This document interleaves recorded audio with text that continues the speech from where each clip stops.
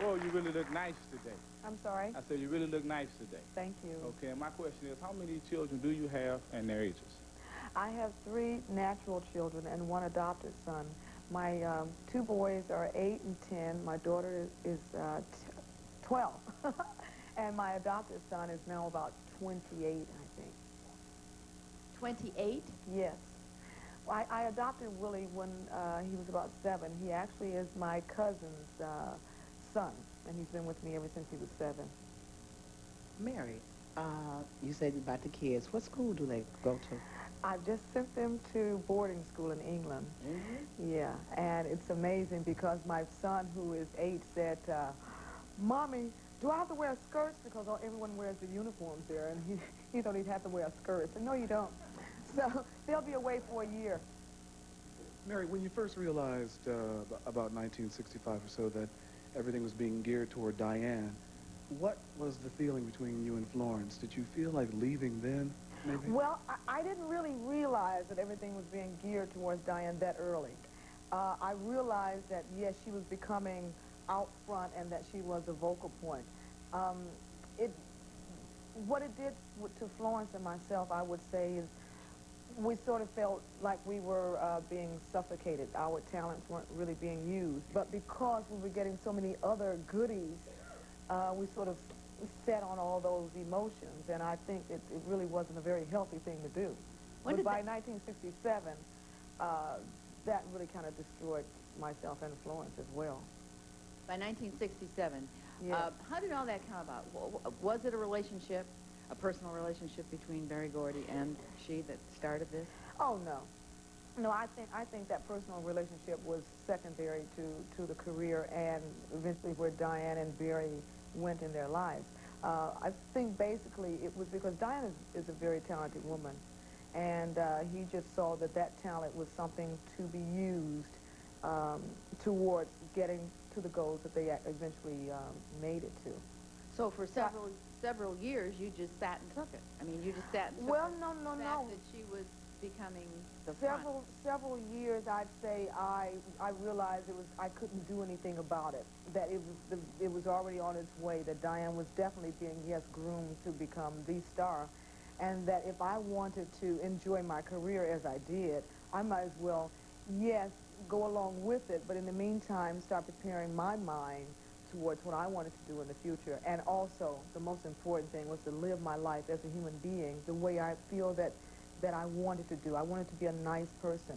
And so that's what I concentrated on. And that really kept me centered, believing in God, believing that my life would turn out to be very good and to be a major star like I wanted to be.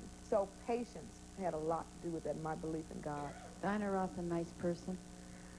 I think she's a nice person. I think that her idea of ambition and becoming a star might be a little different than what a lot of us think it should be. But I think she is a nice person, yes. I mean, I couldn't love her if she was not a nice person. But didn't you and Florence talk about this? I mean, wasn't there had to be jealousy. There had to be a feeling of... I don't think, no, there did not have to be. And that's another reason I wanted to write this book, too, because I believe that too many people think that there does have to be jealousy, that you do have to resent someone else being where they are, and then that makes you feel like a better person if you say, oh, well, what they're doing is wrong. No, we did not have jealousy. Florence never for 1 minute hated Diane.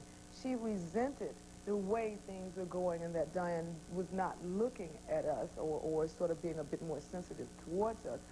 But there was perhaps sadness that our lives just didn't go the way we wanted it to be. But never, ever, ever jealousy. And that's one thing I'm very proud of. That was the reason I was able to write the truth about what was going on, because I didn't have jealousy. Had I had jealousy, I don't think I could have written the truth, because it would have been a very ugly story that way. Hello, Mary. Hi. Are those your children? Is that your son? This is my son. That's who was talking to me, huh? Now that you've acquired a lot of knowledge in the business, do you now own your own production company? I have my own corporation, but not production company, no.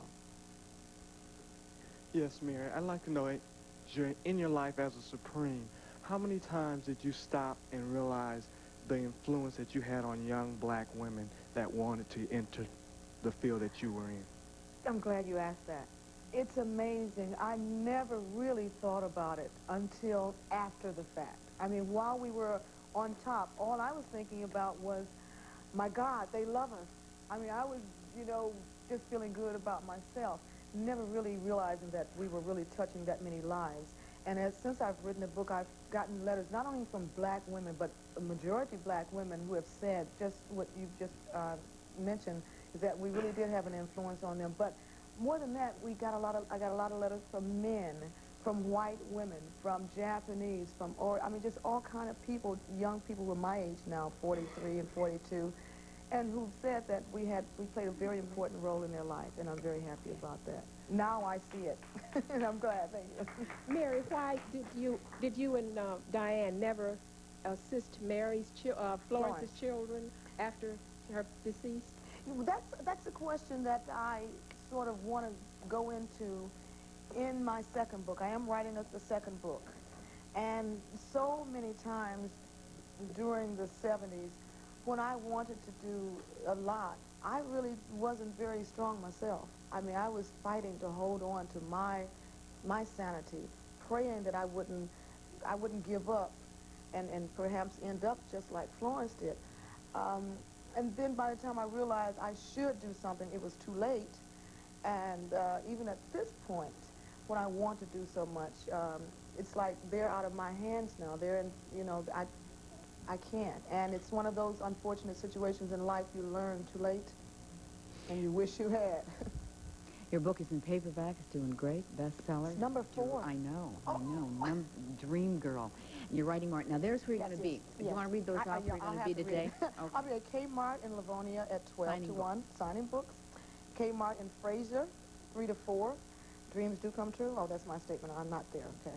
And I'm in Northland Center, Book In, 5:30 to 7. And all of my friends, all of my old teachers, and my daddy, hi daddy, all my friends, I won't be able to call you, but hi. Thank you, Mary, very much. We'll see you again when you come back. Next, we'll learn how a son's relationship